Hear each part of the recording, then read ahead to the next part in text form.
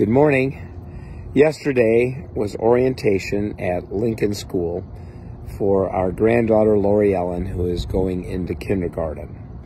And so Pat and I, who have been her guardians now for 5 years, and she's been under our care, we took her, and it couldn't help but be noticed that the fact that we were the oldest parents in the room. All the other parents were younger parents. It was kind of funny because many years ago, because of how young we were when we first had our first son, we were the youngest parents. We were always the youngest parents in our kids' school, and that was kind of normal. Now we're the oldest, and I thought, what an interesting thing that we were the youngest and now we're the oldest. But it reminded me of Colossians 3:17, and that is, it tells us to, whatever we do in word or in deed, we are to do it in the name of the Lord. So, in the name of the Lord, we did what we needed to do.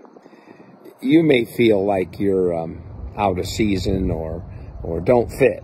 We didn't fit when we were the youngest, and we certainly didn't fit now that we're the oldest. But that doesn't negate the fact that what we needed to do was to do what we needed to do.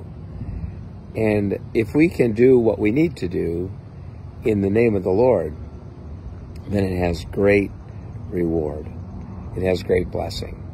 So I encourage you, as I've encouraged myself, even if you feel like sometimes it's out of season, out of time, out of touch, maybe not at your prime, do what you do in the name of the Lord. It's because I can tell you this much. His strength is manifested in our weakness. We were too young to be parents then. Maybe we're too old to be parents now. But His strength is manifested in our weakness. So do what you do, in word or deed, in the name of the Lord, and watch what He does through it.